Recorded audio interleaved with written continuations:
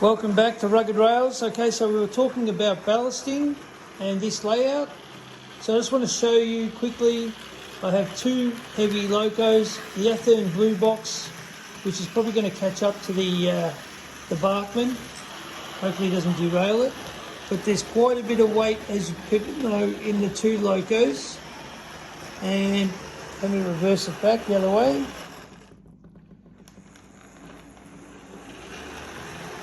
Of course, they want to play catch up now. Okay, so look, there's no flex in the layout. It's going around. They're cruising around quite nicely. No flex. Look at that weight. Nothing. If there is flex, it'll be minimal. So I just thought I'd show you that. Okay, so what I want to talk about is ballasting. Railway 187 UK and Soviet models. He was talking about should he ballast his layout. I'm not going to ballast this layout, but he did have a good idea with sandpaper underneath the track. But I've just painted mine black.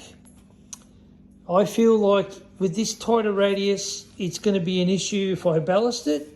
And I agree with him, if I decide to change this at a later date at any time, I'm going to have to destroy the track, which is not a huge cost. But sometimes people like us, we like to change things around every while and, once and again. And I'm one of those people. I can like something for a while and then change it. I just got rid of a 6x4 layout not long ago, which I got tired of. And I feel like I was a slave to that layout. So the hobby is consuming, and it's a great hobby, but you could spend every day hours and hours and hours every day working on the scenery, working on the track work, on the electrical system.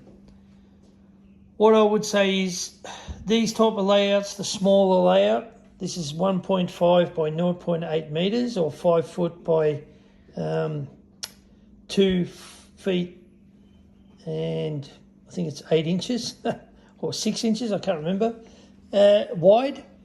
And the good thing about it is I can lift it up and move it, as you look in part 1 of this video, take it back to the garage, store it there, bring it inside, run trains, still be able to interact with the family and also be able to keep warm or keep cool depending on the weather.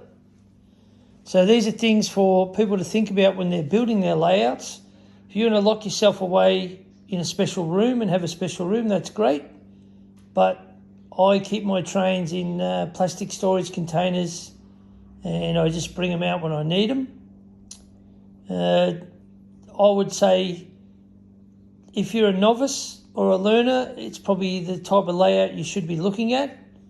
And also, this was all part of celebrating 250 subscribers. I sincerely thank every single one of you.